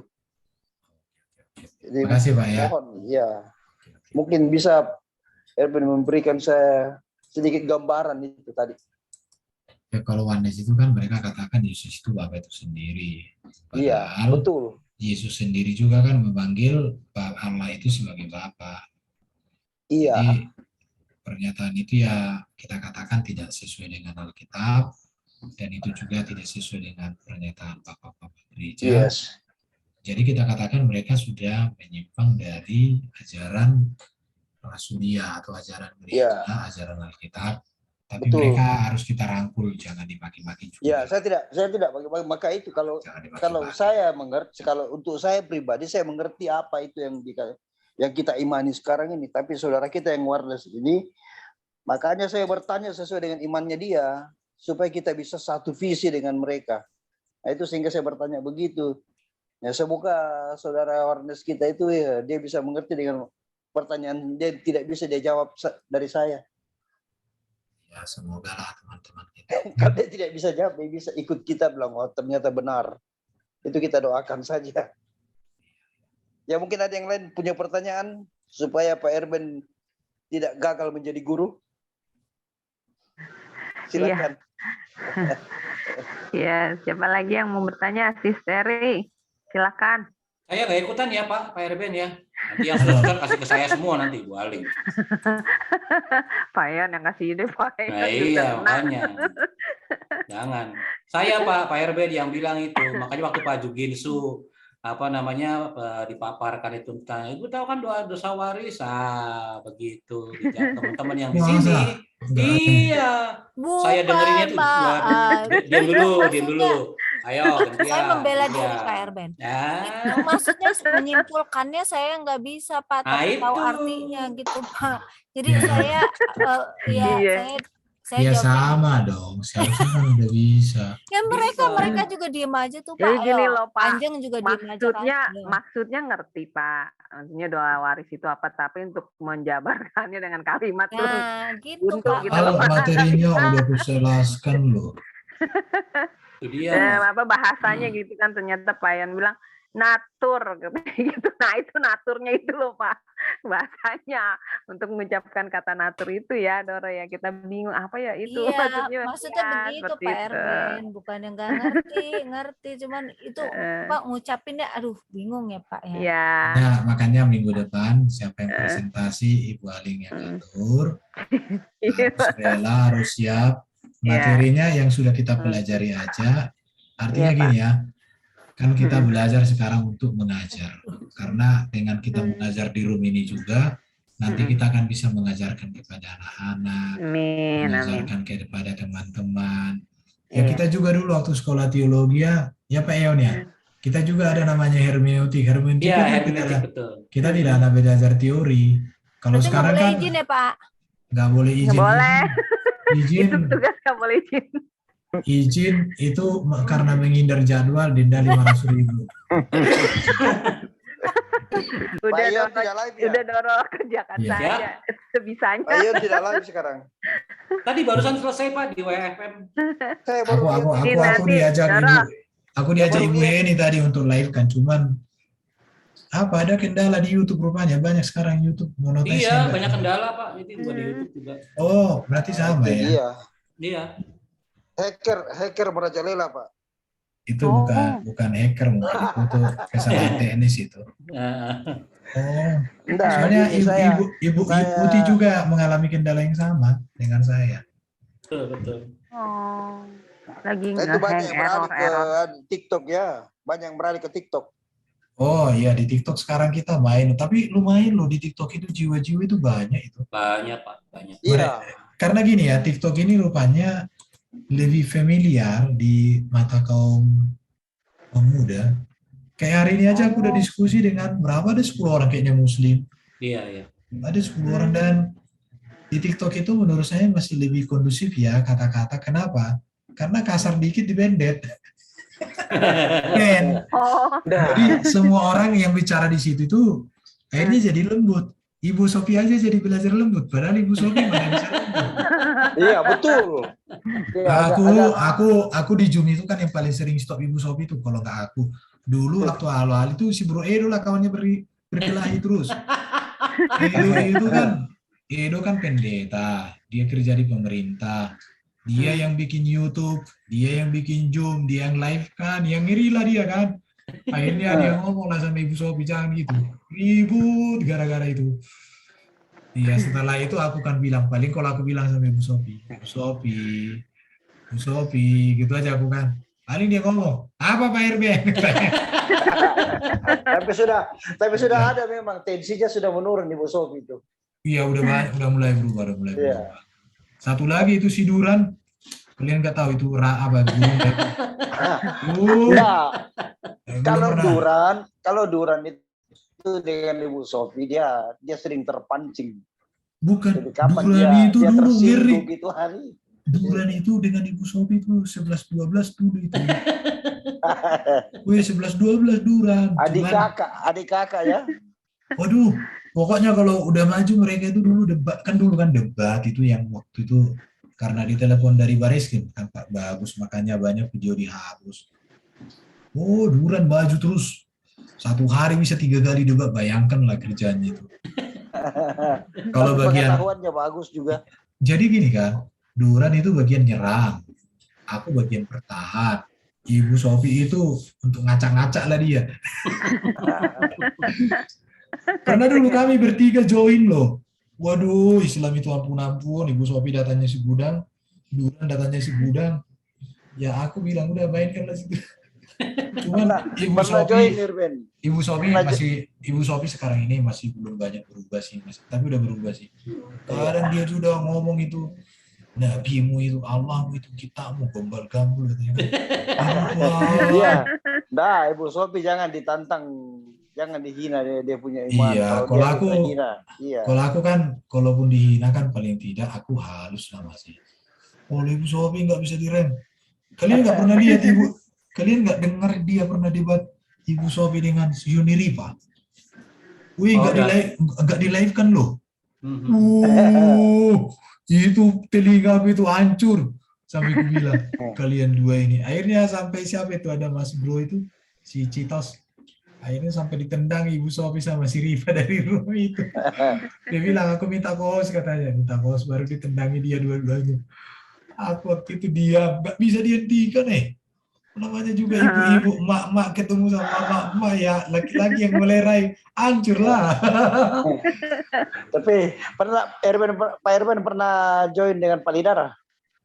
Pernah di WFM kan, Oh, iya. Pak Lidara tahu lah, tahu. Semalam kan aku join sama beliau ngobrol juga semalam. Tadi Iya. juga di WFM. Iya tadi. Pokoknya kalau ketemu di WFM Pak Lidara ada. Sedang live sekarang itu. Ya ada materinya, dia ajaknya aku gabung. Cuman Iya. bicara hijab kan itu, Iya, bicara hijab tadi. gambarnya sih gambar hijab orang Iran itu, sensitif itu. Tapi nanti kulihat dulu nanti materinya. Biarkan saja Pak Lidara yang hadapi mereka. Kita nonton saja. Sebenarnya sih buku-buku Malikil Amalak itu kan banyak juga dia punya buku hadis. Sudah Iya, dikirim bagus itu. buku-buku Bagus itu itu, semua. Pak. Maksud aku buku-bukunya semua sudah ada sama saya. Cuman aku kan menjaga. Kalau kayak Malikil kan dia di daerah mayoritas Kristen. Kalaupun dia ibaratnya diponis, ditangkap, dia diadili di sana, enaknya dia. Kalau kita di daerah mayoritas Islam ini, udah disikat kita di polisi, disikat pula di penjara. Betul. Tapi Pak. kalau contoh aku kayak di Tarutung lah aku ya. Ya kalau aku diadili di Tarutung ya yang mengadili kan pasti hakimnya. Hakimnya Kristen. Tapi kalau diadili kita ibaratnya di daerah kayak di Padang, ya bisa-bisa habis diadili di pengadilan masuk penjara selesai hidup itu. Kayak MKC. Kayak MKC kan Kasihan. digebukin kan. Dipindahkan tempatnya. Iya dipindahkan tempat pengadilannya kan. Karena memang dia KTP-nya KTP situ kan. Oh KTP begitu, dia. Pak. Iya sesuai Wajar KTP. dari. Kecuali kalau KTP dia kian di Bali, enak dia di Bali. Di Bali kan masih lebih netral beratnya kan. Kalau enggak Iya. lari kian dia ke Papua, diubah dia KTP di Papua. Dia di Papua. Aman dia kalau di Papua. Iya, kalau dia di Papua kan enak dia. Artinya walaupun dihukum tapi nggak seperti sebrutal di inilah. Baru para pembela itu pun kan lebih bebas mereka untuk membuka data-data. Memilih pasal. Bukan membuka data kan itu kan bicara Quran. Nanti buka data Quran kan lebih berani dia ngomong. Ya kalau di Tasikmalaya di Tasik itu dia salah ngomong, yang hadir di ruangan itu orang IPI, ya habis juga lah dia. Bisa Kemudian iya. diterkam di situ. Intimidasi dari luar pun. Kalau di Papua diintimidasi dia, ya datang orang Papua itu, wow katanya habis. Gitu. Jadi sebenarnya ya intinya sih mau membaca, mau belajar. Tapi jangan lupa ya, biar ngomong aku kayak gitu minggu depan kalian presentasi. Aku tinggal Betul, bilang Pak, Ibu betul. Aling, Ibu Aling. Nanti hari Senin Bu, siapa yang jadwalnya tolong Ntar nih dibikin Pak, gila saya bikin jadwal. Aduh nggak bisa sis. Ya aja di Kalau undi. Jadi begini Pak Erwin, saya lebih baik terus terang ya. Kalau saya tidak lihat WA ya jangan harap ya, jangan diharapkan. Jangan begitu, jangan menghindar. Bertanggung jawab. Ini tugas kalian di hadapan Tuhan, bukan di hadapanku. Iya. Pikirkan aku. Ayo sudah tidak supaya sudah gini, tidak mampu. supaya kawan-kawan itu naik kelas. Iya. Masa mau belajar ya Pak. udah bertahun kita belajar kelas kayak gini, masa nggak naik kelas? Materinya udah dikasih loh. Kalau saya Iya, Pak, sudah tidak nanti saya mampu, bikin jadwalnya. sudah banyak lupa kalau saya. Ya justru karena banyak lupa itu supaya jadi ingat, makanya Harus disuruh Iya, diingat presentasi. lagi. Iya. Mendengar saja dulu lah untuk mengingat kembali. Pokoknya Itu apa juga minggu ada ya depan? Pak di YouTube kalau mau mendengar ulang tersimpan Jangan kok. minggu depan gara-gara disuruh presentasi jadi Saya nggak juga tahu. mendengar dulu Pak kalau bisa Pak. Jangan lagi, harus belajar aja ngomong, belajar ngomong. Salah Nah lebih ini yang bagus. enak nanti ini ya Doro, si Ini Seri ya, nih dia biasa gini. ngajar nih. Si Seri. Oh, Nomor satu si Seri presentasi. Gini. Biasa ngajar. Mendengar aja dulu lah. Lebih bagus melakukan kesalahan untuk Iya, diperbaiki betul Pak. daripada tidak pernah Iya. salah sehingga tidak bisa Iya. diperbaiki. Artinya Lebih harus bagus. berani mencoba ya Pak supaya tahu Harus, kesalahannya di mana gitu. Jadi Iya. jadi kan pinter gitu. Nanti Bu Aling dulu aja yang mau nyoba itu. Kagak, si Seri no yang biasa ngajar. Ini Pak sudah ada saya Erben lihat. harusnya Aling dulu Pak Erben kan Kagak lah. gimana? Iya. Bu Aling nih yang ngatur. Apakah Ibu Aling pertama mau kasih contoh boleh? Nah itu Apakah Ibu Aling menunjuk Ibu Setuju, Ana Pak. Chandra? coba yang Bagus setuju juga. Aling dulu siapa? Saya Ayo. nomor satu mah pasti nunjuk. Oke. Kalau nggak apa si Seri, Bu Ana. Oke, kita angkat tangan. Bikin reaction. Reaction itu siapa yang setuju Ibu Aling pertama? Nah lo Kasih siapa? jempol. Saya si Saya Seri. setuju. Si Seri. Oke. Saya setuju. Mau dengar si Seri presentasi karena dia biasa Yang ngajar. angkat Pak. yang angkat tangan itu cuma Pak Eon satu orang. Yang kedua, siapa Yang yang lain nggak tahu setuju? Pak itu saya. Siapa yang setuju Ibu Nggak Ana? ada Pak, nggak ada Pertama. Peon doang. Mereka nggak bisa kali Pak pencetnya. Ibu Ana saya setuju pertama. Nah, iya benar. Kok saya Pak? Pak Iya. Erben gimana sih? Saya Seri monitor. Saya tidak Seri. mau. Saya tidak mau angkat tangan karena saya tidak mau terdakwa. Seri presentasi ya sis. Monitor si Pak Seri. Erben masa saya Pak? Aduh Pak, Iya. jangan Seri aja, nanti Doro. saya Seri. gemeteran nih. Si Ah, Seri. si Seri Aling aja tuh, lah. Aling first. Kan si Seri Ayo, kan ayo biasa undi, ngajar, undi. Sis. Coba kasih Sis tahu Aling Sis. aja. Aku kan Oke, nggak pernah sekarang ngajar. kita undi. Sekarang kita undi ya. Yang pertama presentasi yang milih Ibu Aling siapa? Saya, Pak. Saya, Pak.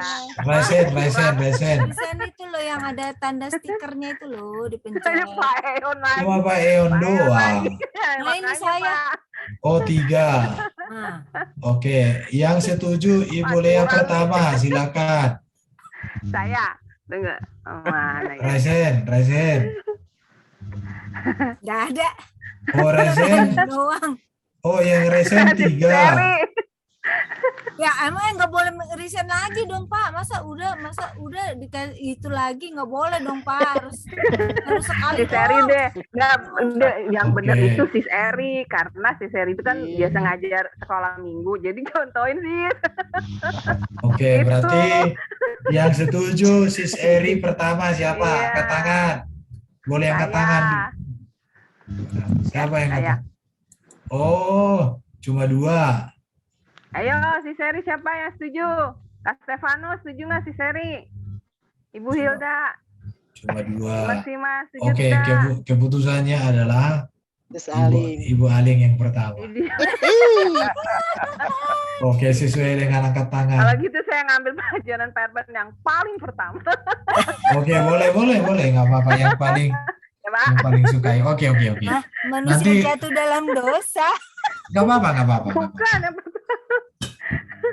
Iya, pelajaran Pak Erben pertama kan manusia jatuh dalam Manusia dosa. jatuh dalam Mana- dosa ya. Iya, Iya. elah. Belajar dulu ntar. Iya, nggak apa-apa. Oke, minggu Gak depan apa dah, yang pertama. Ibu Aling, iya nggak apa-apa. Supaya Iya. artinya gini, jangan ya, kalau dulu kita waktu sekolah itu kan, nah ini aku cerita ya. Iya, ya. Pak. Aku dulu kan pernah sekolah Alkitab. Jadi Mm-mm. waktu sekolah Alkitab itu kan khotbah pagi itu kan Mm-mm. ganti-gantian mahasiswanya. Jadi pengalamanku berkhotbah waktu itu saya kan sekolah Alkitab itu kan khotbah korrespondensi. Cari ayat-ayat yang katanya contoh kasih itu apa. Jadi semua ayat-ayat kasih itu saya pilih-pilih. Saya khotbah kayaknya 10 menit, tapi ayat yang kubaca itu ada 30-an. Jadi aku khotbah itu hanya baca ayat. Dan itu kurekam pakai alat rekam di gereja. Karena di gereja itu ada kan sound system, ada alat rekamnya. Kurekam lah kan. Wih, kayak kereta api lambat. Oke, tapi habis itu yang kedua waktu aku khotbah, ku rekam lah kan. Udah banyak berubah dia, udah bisa mengendalikan emosi, udah bisa mengatur tempo Iya. kata-kata di situ. Sampai akhirnya ya teruji sekarang. Ya sampai sekarang aku Iya, kalau betul, khotbah Pak. masih takut juga sih. Karena jarang-jarang ya aku khotbah. Jadi aku bilang sama kawan-kawan, ya mungkin kalau pertama ini kan grogi. Tapi kan kalau kedua kali kan nanti udah berani. Ya, Amin, jadi Pak. artinya materi yang disampaikan itu saya tidak masalah, materi yang sudah aku bagikan di grup itu, itulah yang dipelajari teman-teman untuk diajarkan kembali. Jadi semacam review. Nanti setelah selesai presentasi, kalau kira-kira ada yang mau disampaikan ditambahkan, saya akan tambahkan. Pak Ion bisa Iya, Pak. ya. Artinya Bantu kita coba, penilaian ya, Pak. iya, kita review Iya. review dulu pemahaman kita, review dulu pengajaran kita, supaya semakin mantap. Daripada kita lanjut topik-topik berikut, tapi topik yang lama Iya, dilupakan, ya kita buat dulu beberapa minggu ini kita review lah. Ya nanti kalau sudah semua ikut membuat review yang sudah kita ajarkan, baru kita masuk kepada materi yang baru. Nah itu Pak. sih. Setuju Pak Ion ya? Oh banget Pak, setuju Pak banget. Ion yang kasih ide setuju ya. Udah, iya. Pak Ion bertanggung jawab, ajarin Enggak saya. ada, Harus enggak ada. ajarin Saya saya, Pak. enggak, Bapak enggak, bertanggung enggak. jawab, Pak. Justru saya harus bertanggung jawab sama Pak Herben. Nggak bisa. Dia kalau diajar begitu. Saya harus fair. Kasihan Pak Herben capek-capek semua segala macam. Begitu ditanya, bulet jawabnya. Aduh. Ya, Pak Ion mulai lagi. Aduh. Pak Ion mulai lagi. Nih ntar di antara kita nih Doro pasti yang paling bagus di seri dan dia bisa ngajar. Elah, nggak juga. Kita bulat Doro. Ya udah lah, Baru pokoknya gini aja. ya. Yang sudah mengajar itu berhak untuk menunjuk siapa berikutnya, boleh. Iya. Langsung Aduh tunjuk curang nih. nih. Cile ya. Buana ya. What? Abang enak. What?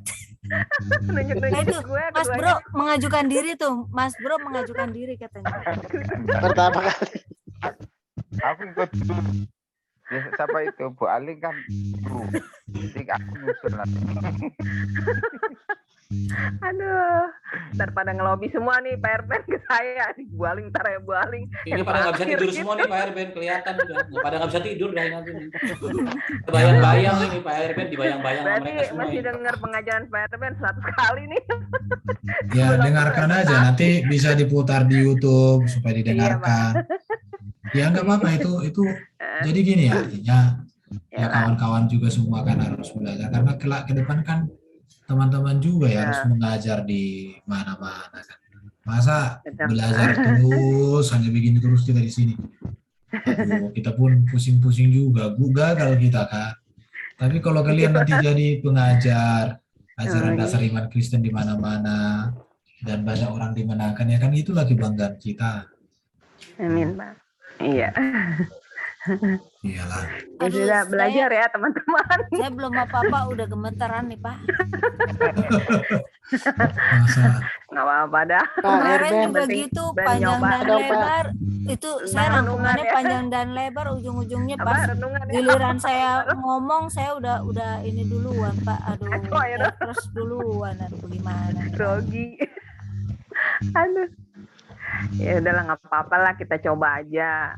Daripada kita nggak pernah coba kan kita nggak tahu. gitu dong. Kalau kayak gitu tuh aku senang kali. Nah, itu Langsung jadi tambah muda rasanya awak ini. Ya Langsung nggak usah jadi muda. jadi gini ya Pak Herben, tidak usah takut salah gitu. Ya Namanya salah kan kita itu belajar. wajar. Ya. Siapa nggak pernah salah? Eh, Hanya Yesus yang nggak pernah salah. iya, Iya, kalau kita salah itu wajar. betul Pak. Tapi orang Jadi- yang nggak pernah salah dan nggak bisa memperbaiki kesalahan itu juga aneh. Iya betul Pak. Iya betul. Setuju Oke, Pak. saya minggu depan Ibu Aling. Temanya Ya, apa? nomor 1. Nanti kasih Ya. tahu sendiri di grup. Oke Pak. Malam Ya. teman-teman jatuh hari dalam ini. dosa, kan? Iya, malam teman-teman hari ini saya akan menyampaikan materi ini. Silakan teman-teman mempersiapkan pertanyaan yang tajam-tajam untuk saya jawab. Asik. Waduh, Mantap. Pak Ion nggak boleh Oke. bertanya. Enggak, kita harus bertanya. Melatih. Oh ya, Pak Erwan sama Pak Betul, Erwan betul. harus bertanya malah ya. Guru yang nanya. Ya harus Bidang guru gue. ditanya. Berarti kita lagi ini nih ceritanya kalau kuliah lagi Ini sidang. gara-gara Pak Eon kayaknya ini. Benar, ini nih gara-gara Pak Eon nih. Memang aku dalam beberapa minggu ini udah berpikir gimana ya perkembangan teman-teman ini. Iya. Rupanya Pak Eon diutus oleh Tuhan untuk menyampaikan isi hati Tuhan. Pak Erben Haleluya. Apa yang disampaikan Pak Eon itu bagi saya itu suara kenabian itu. Amin. Yes. Saya ada ikuti yang kolok-kolok. Kolok-kolok. Kolok-kolok gitu. Aduh, ini Mas Didik gak ngikut nih Dorot terus kalau dikasih tahu. Oh iya Mas Hah? Didik ya, apa gimana tuh? Iya. Mana tahu dia Mas Didik diain, gitu? Diwain kagak ada respon. Harusnya Pak. abis Iya. Aling tuh Mas Didik itu harusnya. Atau Mas Didik dulu yang pertama. Oh, Mas Didik itu luas pengetahuannya. Cuma Mas Didik ya? iya, Wah. cuma dia malas ngomong Iya. atau Oh, nggak ini udah tahu. dibaca tapi nggak masuk kelas nih dia. Udah dibaca ini WA saya. Mungkin lagi kenapa kali ya? Nggak masuk kelas kan Mas Didik ya? Bukan. Nggak ada ya Doro? Mamanya nonton TV-nya kekencangan kali, jadi ya mau nggak mau lah. Oh, udah dibaca sih WA-nya. Tapi dia nggak masuk kelas sih. Coba nanti besok ditanya deh. Kalian ngirim link YouTube-nya. Iya nggak apa-apa lah, abis lu Mas Didik itu aja sih kan beres ya kan. Kalau nggak Pak Erben? Ngeles tuh di seri. Padahal ditunjuk yang kedua. Aduh. Oke, Ya udah, materi hari ini saya sudah kirim ya. Ya, makasih Iya. Pak. Oke. Mungkin Ya. kita akhiri dalam 2 lah ya, tapi ingat Ibu Ya. Aling minggu depan Iya Pak. Ibu diteruskan materi pilih sendiri. Ya. Nanti kita buat pemilihan juga. Kalau kira-kira harus diulang lagi nanti berikutnya. Sampai benar-benar bisa mengajarkan Paham ya Pak. ajaran Ya. dasar iman Kristen di grup kita. Kemudian nanti dari hal ini tertular ke orang-orang di sekitar. Karena kita kan Amin. bukan hanya belajar untuk diri sendiri, tapi kita belajar supaya kita Berbagi. bisa menggunakannya untuk menyelamatkan, menolong jiwa-jiwa yang lain. Karena kita kan diutus untuk Amin. memberitakannya. Iya Pak. Ya Pak Eon, ya Pak Eon. Ya, jelas Pak. Iya, tujuannya Oke, ya oke. itu ya Pak. Yang jadi berkat Jadi, buat orang lain. Saya mintalah Pak Eon berdoa Pak, doakanlah Ibu Aling minggu depan. Iya lah Pak Yan. Silakan Pak Eon, doakan. Oke. Hari teman-teman, ya puji Tuhan ya, ini bukan perintah, tetapi apa yang menjadi Suara kenabian. ya sesuai dengan apa di dalam Ibrani 5 ayat 12 ya. Jangan cuma hanya menjadi pendengar terus, tapi belajar menjadi pengajar. Nah, pengajar di sini itu maksudnya adalah dia menjadi seorang ahli. Maksudnya ahli kehidupan masing-masing. Apa yang sudah Pak Erben ajarkan selama beberapa bulan ini, harapannya cuma satu, supaya kita itu menghidupi itu. Gitu. Bukan nakut-nakutin sih, tidak, bukan. Tapi pengajaran itu diberikan kepada kita supaya kita tuh lebih mantap lagi bahwa betul Tuhan yang memberikan kepada Pak Erben untuk Pak Erben meneruskannya kepada kami semua di sini sebagai murid. Dan murid ini yang akan suatu saat akan mengajar lagi kepada yang lain. Begitu Ibu. Ya, yuk kita berdoa yuk. Kami bersyukur ya kepadamu Tuhan Yesus, karena Engkau yang baik. Engkau yang sudah memberikan kami apa yang menjadi keinginan ataupun kebutuhan kami. Kami percaya Tuhan bagaimana Tuhan menyertai hamba-Mu Pak Erben di dalam kehidupannya.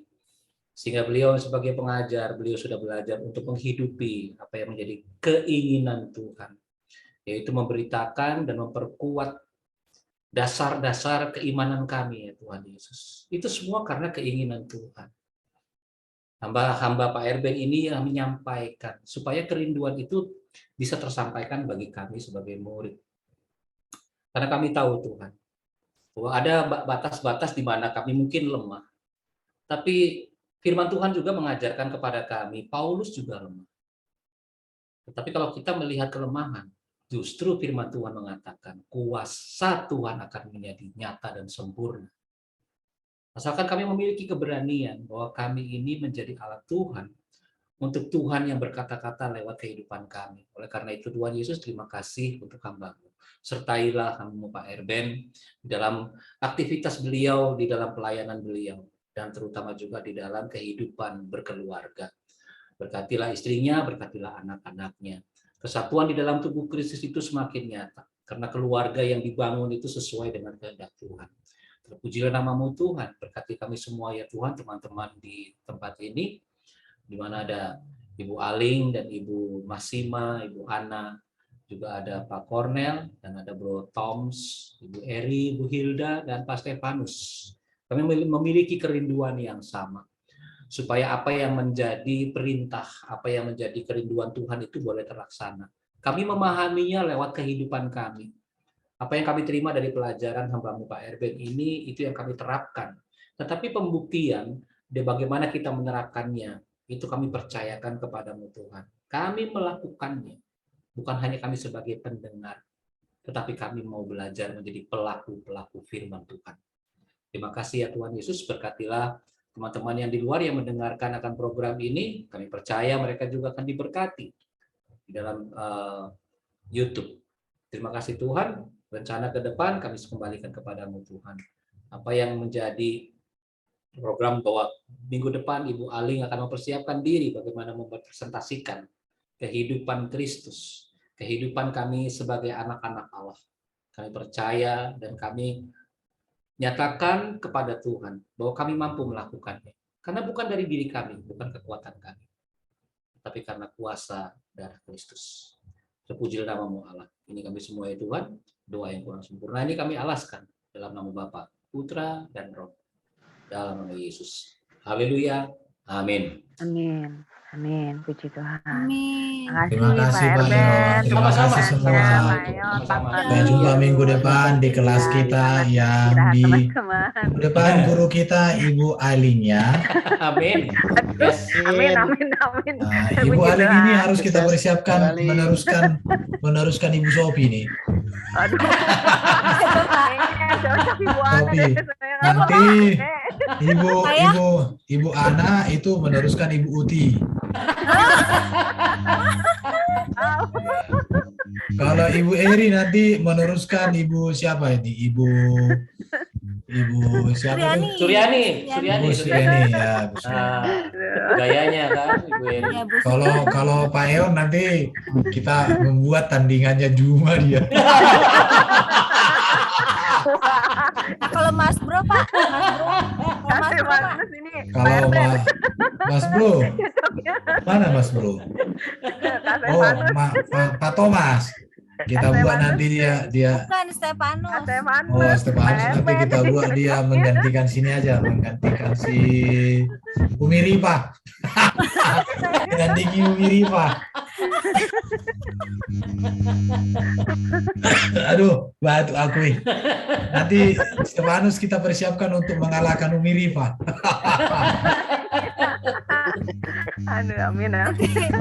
Mas Bro belum ngomong panjang lebar. Kalau Ibu Hilda nanti kita buat dia mengalahkan siapa ini? Mengalahkan Kalau saya Umi Dini. Erben, Pak Erben. Kalau Pak Thomas kita persiapkan nanti untuk mengalahkan Slayer Kores. Bukan Ibnu Kalam dengan Slayer.